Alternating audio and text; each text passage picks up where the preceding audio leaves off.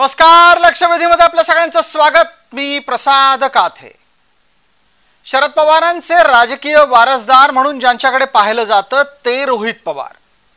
इतकंच नाही तर पक्षफुटीच्या साठी काही प्रमाणात जबाबदार ठरवले गेलेले रोहित पवार, पक्ष फुटल्याच्या नंतर शरद पवार आणि सुप्रिया सुळेंची बाजू खमक्या पद्धतीने मांडणारे रोहित पवार, अजित पवारांवर एकतर्फी हल्ला चढवणारे रोहित पवार, बच्चा म्हणून ज्यांना अजित पवारांनी व्याख्यित केलं ते रोहित पवार, हे असे सगळे विविध विशेषणांनी आत्तापर्यंत गौरवले गेलेले रोहित पवार हे राष्ट्रपासून वेगळे होणार आहेत अशी चर्चा महाराष्ट्राच्या राजकारणात सुरू झाली आहे. अर्थात ती चर्चा दाबली जावी याची काही जण विशेष काळजी निश्चित घेत आहेत, पण कितीही दाबली तरी ती चर्चा उफाळून परत वर येतेच आणि ती चर्चा अधूनमधून सातत्याने होत राहते.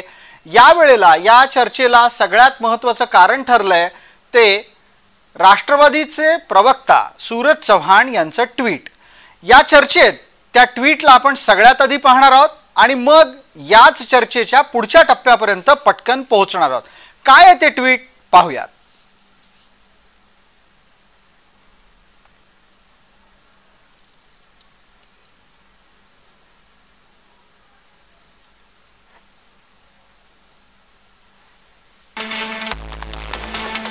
सूरज चव्हाण म्हणतात की मागच्या वर्धापन दिनी अजित पवार यांनी विरोधी पक्षनेते पद सोडून पक्षाची जबाबदारी त्यांनी मागितली, पण ती त्यांना काही मिळाली नाही. ज्या ज्या वेळी प्रदेशाध्यक्ष बदलण्याची वेळ आली त्यावेळी जयंत पाटील यांनी वेळ मारून नेली. हे एक अत्यंत महत्त्वाचं वक्तव्य आहे. सोमवारी नगरच्या सभेत सुद्धा जयंत पाटील यांनी वेळ मारून नेली हा आक्षेप सूरज चव्हाण यांचा आहे. सूरज चव्हाण पुढे असं म्हणतात की विधानसभेपर्यंत प्रदेशाध्यक्षपदी राहू द्यावं असं ते भाषणामध्ये जाहीरपणे म्हणाले, ते म्हणजे जयंत पाटील म्हणाले. त्याचबरोबर त्या नगरच्या सभेमध्ये अनेक लोकांची इच्छा आहे, तसंच पक्षात हे बोललं सुद्धा जातं, अर्थात राष्ट्रपमध्ये बोललं जातं की जयंत पाटील हे पक्ष वाढवण्यापेक्षा स्वतःचा गट वाढवण्याला फार महत्त्व देत असतात. पक्ष वाढवणाऱ्या एखाद्या नवीन चेहऱ्याला संधी मिळावी अशी अनेकांची संधी असताना जयंत पाटील मात्र वेळ मारून नेतायत. अनेक दिवसांपासून संघटनेत काम करायची इच्छा व्यक्त करणारे रोहित पवार हे यामुळे कंटाळलेत असा संकेत सूरज चव्हाण देतात आणि ते म्हणतात की पक्षाच्या पुढच्या वर्धापन दिनापर्यंत अजित पवारांसारखा एखादा निर्णय रोहित पवार कंटाळून घेऊ शकतील आणि पक्षाच्या पुढच्या वर्धापन दिनापर्यंत अजित पवारांसारखा निर्णय नक्की काय घेतील याच्या संदर्भात आपण आता चर्चेकडे परत येतोय. तर मूळ मुद्दा इथे असा उपस्थित काय होतो, रोहित पवार हे राष्ट्रपद सोडून कंटाळून बाहेर पडतील. कोणामुळे कंटाळून बाहेर पडतील तर जयंत पाटलांच्या मुळे बाहेर पडतील. आता जयंत पाटील काही स्वखुशीनं आत्ताच्या घडीला राष्ट्रपमध्ये थांबले आहेत अशातला भाग नाही.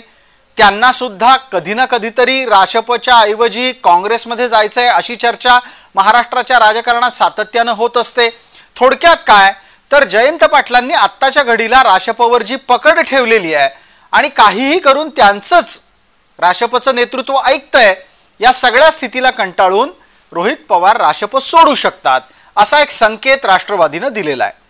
त्यांच्या हा राजकारणातल्या डावपेचाचा भाग असू शकतो, पण या निमित्तानं एक भाग पुन्हा समोर येते, ती म्हणजे रोहित पवार काही पहिल्यांदा शरद पवारांपासून वेगळे होऊ शकतील अशातली परिस्थिती नाही.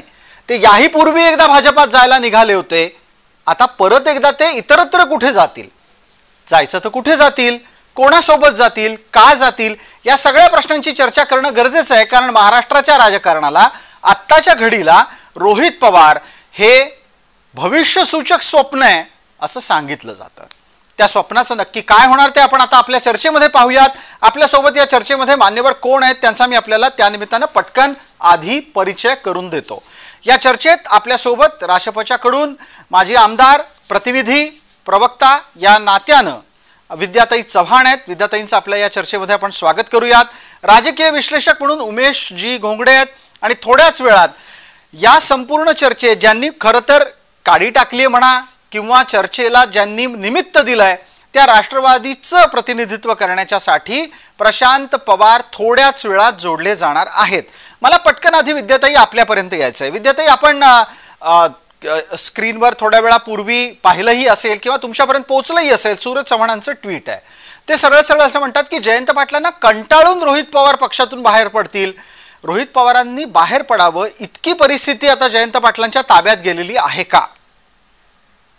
नाही, मला एकच सांगायचंय की सूरज चव्हाण हे अजितदादांच्या गटामध्ये गेलेले आहेत, तरी सुद्धा त्यांना शरद पवार साहेबांच्या पक्षामध्ये काय चालणार, काय होणार याची एवढी काळजी कशासाठी वाटतेय?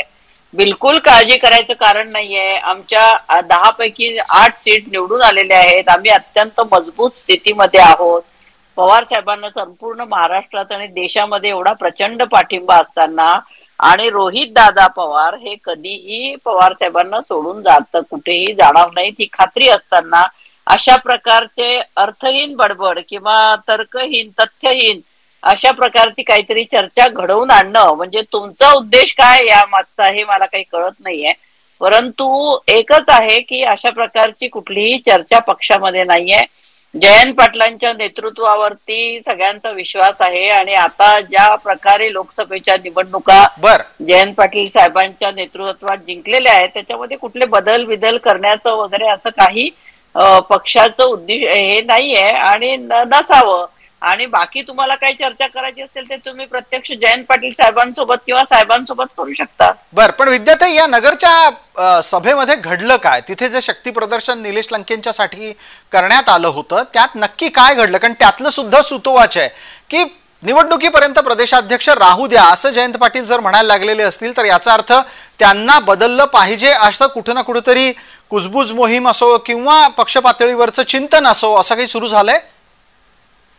नाही, नगरच्या सभेमध्ये असं काही झालेलं नाहीये आणि कुठल्याही प्रकारची कुजबूज नाहीये. प्रत्येक कार्यकर्त्यांपासून नेत्यांपर्यंत सगळेजण एकाच जोशामध्ये होते की खूप चांगल्या प्रकारे पक्षाला यश मिळालेलं आहे, पक्षाने आणखीन जागा लढवणं आवश्यक होतं, अशा प्रकारच्या चर्चा कार्यकर्त्यांमध्ये होत्या. परंतु पक्षाचा अध्यक्षपदाची जबाबदारी जयंत पाटील साहेबांकडनं काढायची, कोणातरी दुसऱ्याला द्यायची अशी कुठलीही चर्चा कोणीही केलेली नाहीये.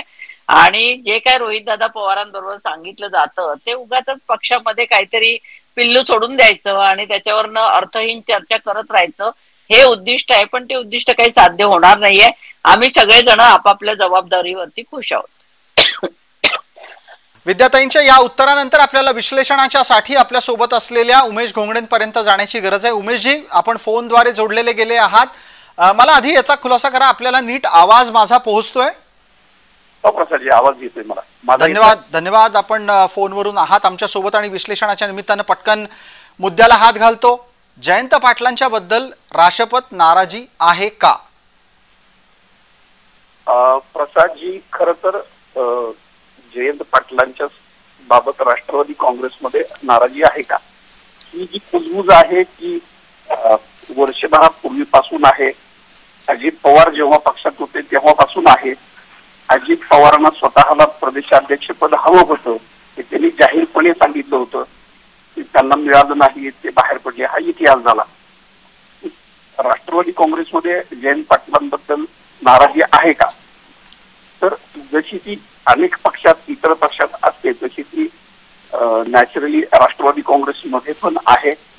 अर्थात राष्ट्रवादी काँग्रेसमध्ये आता जे काही नेते उरलेत, या लोकसभेला शरद पवारांच्या नेतृत्वाखाली त्या पक्षाला मोठं यश मिळालं असलं तरी सगळे नेते अजित पवारांच्या राष्ट्रवादी काँग्रेसमध्ये आहेत आणि शरद पवारांच्या राष्ट्रवादी काँग्रेसमध्ये तुलनेनं खूपच हाताच्या बोटावर मोजता इतकेच नेते आहेत. प्रश्न जयंत पाटलांच्या विषयी असलेल्या नाराजीचा, तर ही भावना अजित पवारांची एकत्रित राष्ट्रवादी काँग्रेसमध्ये असताना होती की एक प्रकारे ते शरद पवार साहेबांकडनं शरद पवार साहेबांकडनं जयंत पाटलांना जवळ केलं जात होतं किंवा प्रदेशाध्यक्ष त्यांना कायम ठेवण्यात आलं होतं आणि अजित पवारांना ते हवं होतं. साहजिकच आता गेली अनेक वर्ष आपण बघतो, मला वाटतं किमान एक 5 वर्ष होऊन गेली असावी, जर मी चुकत नसेल तर 5 वर्ष होऊन गेली असावी जयंत पाटील हे अध्यक्ष आहेत. आणि आता पक्ष विघटित झाल्यानंतर म्हणजे 2 स्वतंत्र पक्ष झाल्यानंतर आता जे रोहित पवार पक्षामध्ये आहेत नॅचरली त्यांच्यामध्ये राजकीय महत्वाकांक्षा असू शकते, अजित पवार नाहीत. तर आता ही प्रदेशाध्यक्ष होण्यासाठीची मोठी संधी आहे आणि रोहित पवारांची ती इच्छा निश्चितपणे असू शकते. बिलकुल उमेशजी, आणि यातला एक भाग जोडतो आपण, यावर बोलत राहूच आणि पटकन विद्याताईंनाही त्या निमित्तानं बोलतं करू. मला असं सांगा, रोहित पवारांच्या महत्वाकांक्षा लपलेल्या नाहीत, मग त्या यापूर्वी त्यांना जेव्हा जेव्हा ज्या पदांवर जायचं होतं त्या पदांवर जात असताना त्यांना ज्या वेगानं पुढे सरकायचं होतं राजकारणात, त्यावेळेला शरद पवारांनी केलेला अटकाव असो, शरद पवारांच्याकडून होणाऱ्या अटकावाच्या नंतर भारतीय जनता पार्टीकडे निघालेले रोहित पवार थांबवले गेले आणि आपल्यासोबत राखले गेले, हे सगळं समोर आहे. अशा वेळेला जयंत पाटलांच्या विरोधात जाऊन प्रदेशाध्यक्ष होण्याच्या साठीची भूमिका आजची परिपक्व आहे का रोहित पवारांची? मला असं वाटतं की भूमिका परिपक्व आहे की नाही यापेक्षा सुद्धा जोपर्यंत शरद पवारांची त्या पक्षावरती पकड आहे तोपर्यंत, आपण असं मगाशी बोलताना म्हटलात की राष्ट्रवादी काँग्रेसमध्ये जयंत पाटलांचा एक गट आहे. तर मला असं वाटतं की आपण एक नुकताच अनुभव घेतलाय अजित पवारांच्या निमित्तानं. कुणाचा किती गट असला आणि कुणी किती पक्षात जरी स्ट्रॉंग असलं तरी शरद पवारांच्या पुढे कुणी जाऊ शकत नाहीये, त्यांच्यापेक्षा स्ट्रॉंग कुणी होऊ शकत नाहीये. त्यामुळं त्यांची किती इच्छा असली रोहित पवारांची किंवा किती घाई असली तरी जोपर्यंत शरद पवारांना वाटत नाही तोपर्यंत पक्षात काही होऊ शकत नाहीये. जयंत पाटलांचा वेगळा गट असला, त्यांनी पक्ष जरी ताब्यात ठेवला असं आपल्या सगळ्यांना वाटत असलं तरी जोपर्यंत त्या पक्षात शरद पवारांना काही वाटत नाही तोपर्यंत काही होणार नाहीये. आणि ज्यांना मग ते जमत नाही ते अजित पवारांसारखे बाहेर पडू शकतात. अगदी एक अत्यंत महत्वाचा मुद्दा आपण चर्चेत आणला. विद्याताईंच्याकडे या निमित्तानं अधिक चर्चेसाठी जाऊ. दरम्यान आपल्या सोबत राष्ट्रवादीचं या चर्चेतलं प्रतिनिधित्व करण्यासाठी प्रशांत पवार फोनद्वारे जोडले गेलेत. एकदा फक्त चाचणी करून घेतो. प्रशांतजी, आवाज येतोय का? आपण महाराष्ट्रात नाही आहेत असं कळलं, पंजाब मधून आमच्याशी जोडले गेलेले आहात. आवाज येतोय? हो आवाज येतो. अच्छा, काय सहलीला वगैरे गेलात का काय? नाही, काल मी शपथविधीला आलो होतो. अच्छा. मग एक कार्यक्रम होता त्याच्याकरता. ठीक आहे, हरकत नाही. आपण जोडलेले राहा. मी अत्यंत अल्प वेळ आपला घेईन, पण एकदा पटकन आधी आपल्यासोबत विद्याताई आहेत. विद्याताई, महत्वाचा मुद्दा उमेश घोंगडे काय मांडतायत? पक्षात कोणाला काहीही वाटो, होतं तेच जे शरद पवारांना हवं असतं, आणि ज्या वेळेला शरद पवारांच्या भूमिकेला नापसंती एखादा व्यक्त करतो त्याच्यासाठी आता वाट वेगळी तयार असते आणि आता ती मोकळी झालेली आहे अजित पवारांच्यामुळे. इथे प्रश्न पुढचा आहे, रोहित पवारांनी इतक्या लवकर जयंत पाटलांच्या जागी प्रदेशाध्यक्षपदी जाण्याची मागणी का करावी किंवा तशा पद्धतीनं सोंगट्या फिट करायला सुरुवात का करावी? उमेशजींच्या म्हणण्याशी मी बिलकुल सहमत नाहीये. कारण पवार साहेबांचं जी कार्यपद्धती आहे, मग ते पक्षामध्ये असू दे किंवा सत्तेमध्ये असताना असू दे किंवा विरोधी पक्षाचे नेते असताना असू दे, ते लोकशाही मानणारे आहेत. मग ते पक्षामध्ये सुद्धा त्यांच्या लोकशाही आहे आणि ते नेहमी, मी अगदी कोर कमिटीच्या मीटिंग मध्ये पण मी असते तेव्हा मी अगदी बघितलेलं आहे की पवार साहेबांचा एखादा निर्णय असेल तर पवार साहेब सगळ्यांशी चर्चा करूनच त्या निर्णयावरती निर्णय घेतात, प्रत्येकाचं मत जाणून घेतात. आणि इतका म्हणजे दुरोगामी नेता, दूरदृष्टी असणारा नेता, म्हणजे देशाच्या पातळीवर काही निर्णय घेऊ किंवा पक्षांतर्गत, म्हणजे मोदी शहांसारखी हुकुमशाही नाहीये की इथे जे ते म्हणतील त्याला हो करायचं, असं नाहीये. पवार साहेब हे सगळ्यांशी बोलून चर्चा करूनच कुठलाही निर्णय घेतात. त्यामुळे तुम्ही जे मगाशी म्हणाला की भाजपकडे रोहित दादा चालले होते किंवा त्यांना अध्यक्ष पदाकडे व्हायचं आहे, हे सगळ्या ह्या चुकीचा भ्रम पसरवण्याचा प्रयत्न आहे, असं काहीही नाहीये. आता आमच्या सर्वांचं एकच उद्दिष्ट आहे की विधानसभेच्या निवडणुका आता 4 महिन्यावरती आलेल्या आहे आणि जास्तीत जास्त पक्षाच्या जागा आम्हाला कशा मिळतील, आमचा पक्ष सर्वात अगदी त्या निमित्तानं रोहित पवारांनी घोषणा केलेलीच आहे की शरद पवारांच्या 85व्या वाढदिवशी 85 आमदार निवडून येतील असं ते प्रयत्न करणार आहेत. पण त्यासाठी नेतृत्व त्यांना लागेल हे काही ते सुचवू पाहतायत, ते लपून राहत नाही. पटकन आता प्रशांत पवार यांच्यापर्यंत पोहोचू. चर्चेमध्ये बऱ्यापैकी वेळ आपला पुढे सरकलेला आहे आणि बऱ्याच उशिरा प्रशांत पवारांचा संपर्क स्थापित झालाय. आता आपण चर्चेसाठी राष्ट्रवादीचे मुद्दे जाणून घेऊ. सगळ्यात पहिल्यांदा प्रशांत पवार, रोहित पवार जयंत पाटलांना कंटाळून बाहेर पडतील या निष्कर्षाप्रत आपले मुख्य प्रवक्ते पोहोचलेत. असं काय घडतंय राशपमध्ये? जयंत पाटील पकड ढिली होऊ देत नाहीत आणि परिणाम स्वरूप इतर जण कंटाळू लागलेत का त्यांना? नाही नाही, आता तुम्ही एक मुद्दा हा लक्षात घ्या की अजितदादांनी साहेबांबरोबर इतके वर्ष काढले आणि त्याच्यानंतर कुठे अजितदादा स्टँड झाले. रोहित पवारांना फक्त 4.5 पावणे 5 वर्ष झाले आमदार होऊन आणि ते जसं अजितदादांची जागा घेण्याचा ते विचार करून राहिले. तर त्याच्यामुळे त्यांच्या पक्षामध्ये तुमचा जितेंद्र आव्हाड असू द्या, जयंत पाटील साहेब असू द्या, म्हणजे रोहित पवार हे कुणाला मोजायलाच तयार नाही आहे ना. ते समजून राहिले की आता पवार साहेबांनंतर रोहित पवार मेन, म्हणजे 4 वर्षामध्ये ते राष्ट्रवादी शरद पवार साहेबांचा पक्ष आपल्या हातात घेण्याकरता मागे लागलेले आहे. आज ज्या लोकांना 40-40 वर्ष झाले, 45-45 वर्ष झाले, मला वाटतं की जयंत पाटलांनी बहुतेक 2-3 महिने वाट पाहतील जयंत पाटील साहेबही, कारण ते फार कंटाळलेले आहेत.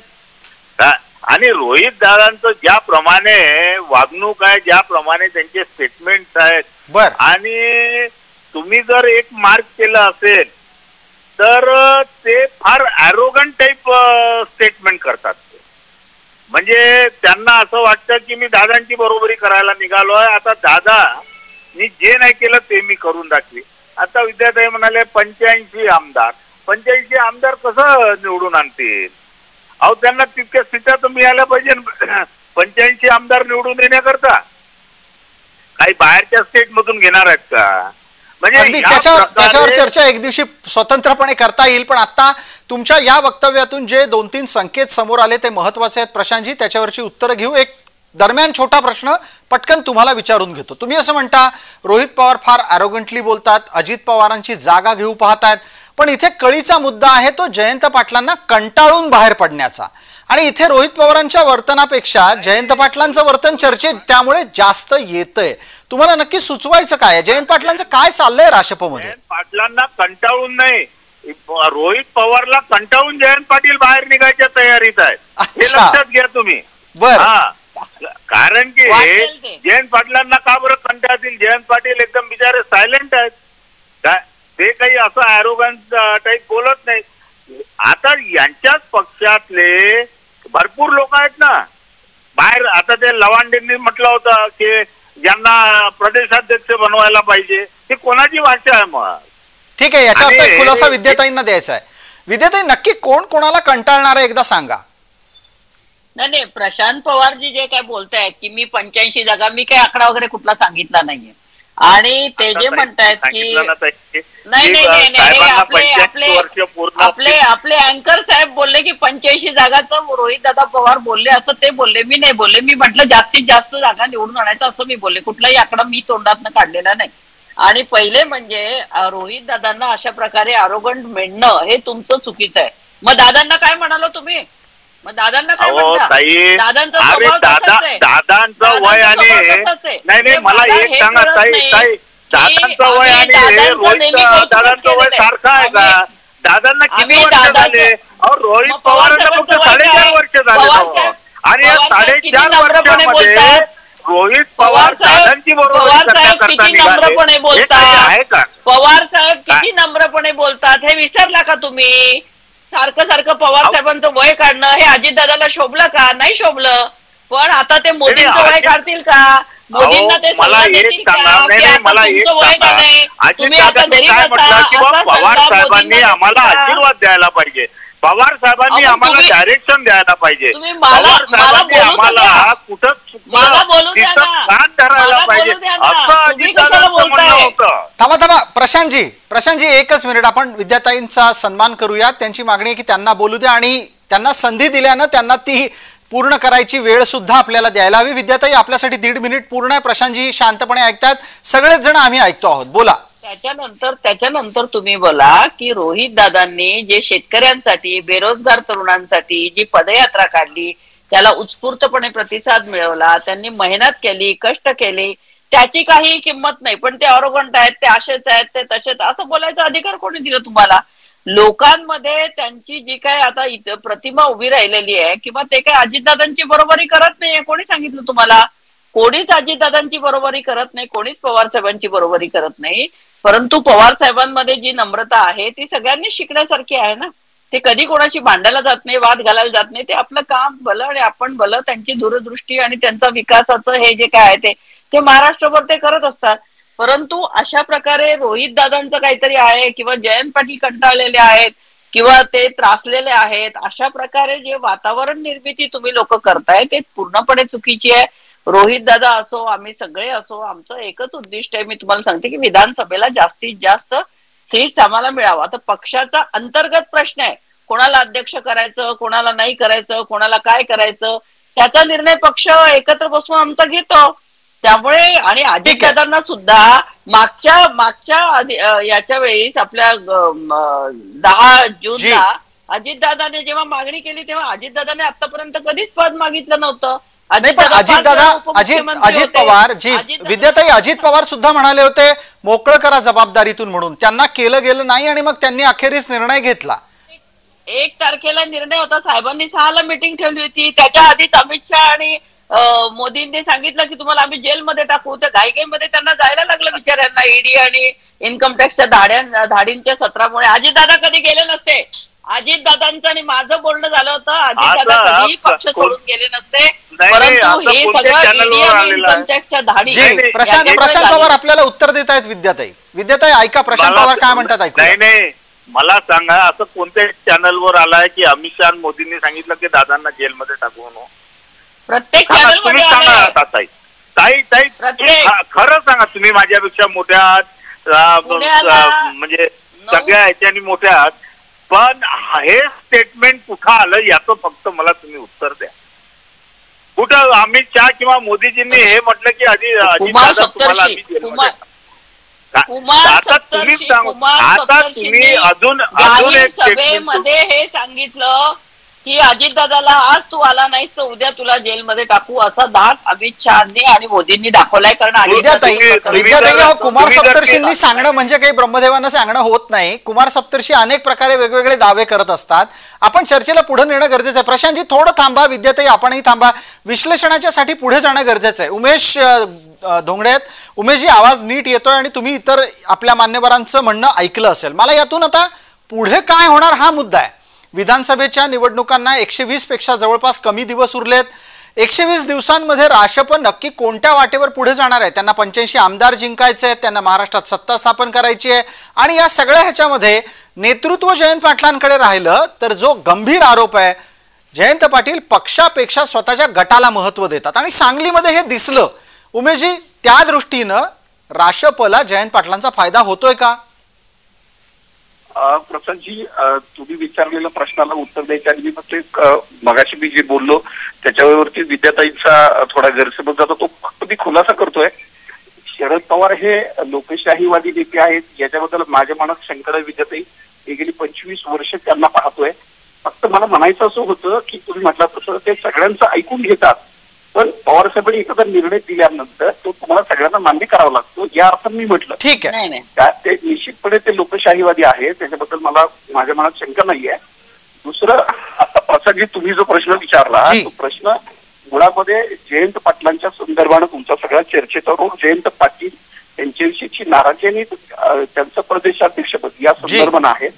तुम्ही आता म्हटलात 120 दिवस आहेत. खरोखरच आता प्रत्येक राजकीय पक्षासाठी निवडणुकीसाठी 120 दिवस म्हणजे तुलनेनं खूपच कमी आहेत. कारण लोकसभा संपल्यानंतर विजय साजरा करता करता विधानसभेची तयारी सुरू करायची. मला वाटतं निवडणुकीच्या तयारीमध्ये भाजपच्या बरोबर तयारी जर कोणाची असेल तर ती शरद पवारांची असते. नेहमी ते निवडणुकीला तयार असतात. त्यांच्या पातळीवर निवडणुकी तयारी ऑलरेडी त्यांनी आताचा मुद्दा हाच आहे की या सगळ्या जयंत पाटलांची भूमिका ही राशपच्या पथ्यावर पडणार आहे की नाही? जयंत पाटलांची जी भूमिका आहे ती राशपच्या पथ्यावर पडेल. या म्हणजे त्यांनी काही केलं तर ती राशपच्या पथ्यावर पडेल अशी राहील.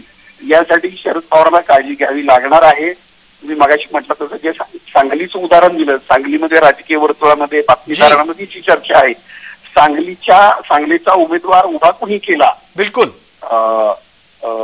ते जे चंद्रहार पाटील आहेत त्यांना उभं कुणी केलं, कुणी कुठल्या पक्षात पाठवलं, याची चर्चा सगळ्या महाराष्ट्रात राजकीय वर्तुळात आणि बातमीदारांमध्ये आहे.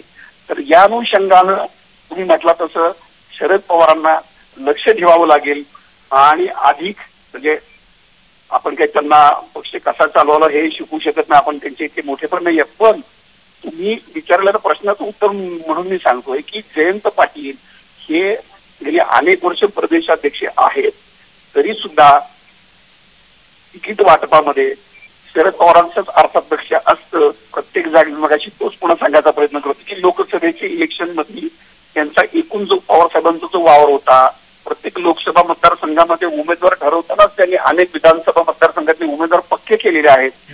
त्यामुळं जयंत पाटलांकडे लक्ष ठेवता त्यांनी ऑलरेडी विधानसभेची तयारी ऑलरेडी मला असं वाटतं की 50% करून ठेवलेली आहे. अगदी उमेश घोंगडेंचं एक महत्वाचं वक्तव्य आहे, यातला संदर्भ घेणं गरजेचं आहे. तो म्हणजे असा की प्राप्त स्थितीमध्ये जयंत पाटील काहीही करो, विधानसभेच्यासाठी पक्षावर शरद पवारांची पकड राहणार आहे. मग रोहित पवारांच्या नाराजीला काही महत्वच उरत नाही. पण मग असं सगळं घडत असताना मला प्रशांत पवार चर्चेला वेळेची मर्यादा याची छोटी आठवण करून देत आपल्याला पटकन विचारायचं आहे की येत्या काळामध्ये रोहित पवार तुमच्या लेखी कुठे दिसतील, कुठे असतील, कुठे राहतील, कुठे टिकतील? रोहित दादा त्याच पक्षात राहतील जर जयंत पाटलांनी त्यांना कंटिन्यू केलं त्या पक्षात, तर रोहित दादा सुद्धा भाजपकडे जातील ना, कारण का तेही एम्बिशियस आहेत ना. ते का बिना एम्बिशियस आहेत का? मला सांगा ना तुम्ही. आज ज्या पद्धतीनं ते वागून राहिले तर ते पक्षाचे मालक म्हणूनच वागून राहिले ना. ते आम्हाला त्यांच्या इंटरनल पक्षाशी काय चालू आहे त्यांच्यात याच्यामध्ये इंटरेस्ट नाही, पण त्यांना सुद्धा आमच्या याच्यात इंटरेस्ट फार असतो ना. मग ते कसं बोलतात ते काय मला एक सांगा. आणि जयंत पाटील, बरं जयंत पाटील तर जाऊ द्या, अहो जितेंद्र आव्हाड तर म्हणजे ते तर बघतही नाही ते रोहित पवारकडे किंवा रोहित पवार जितेंद्र आव्हाडकडे. आज 2 महिन्या पहिले आम्ही जितेंद्र आव्हाडांना काही हे देत नाही, त्यांचं हे चुकीचं आहे वगैरे वगैरे हे बोलणारे कोण होते? बिलकुल अगदी आपल्याला चर्चा आटोपती घ्यायची आहे. जाता जाता विद्याताईंना एक नैसर्गिक न्यायानं प्रतिक्रियेची संधी देणं गरजेचं आहे. म्हणून विद्याताई मिनिटभराचा वेळ उरलाय, तो फक्त आपल्यासाठी ठेवलाय. आपण पटकन सांगा, या सर्व स्थितीमध्ये जिथे परस्परांचा विश्वासच नाही अशा स्थितीमध्ये राशप किती जागा जिंकणार आहे विधानसभेत?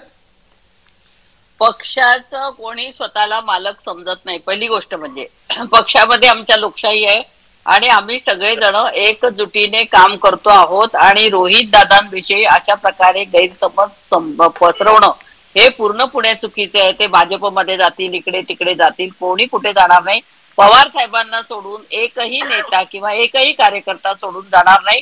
आणि जास्तीत जास्त महाविकास आघाडीच्या जागा कशा निवडून येतील याच्यासाठी सगळेजण प्रयत्न करणार आहेत आणि निश्चितच त्याच्यात यश मिळणार आहे.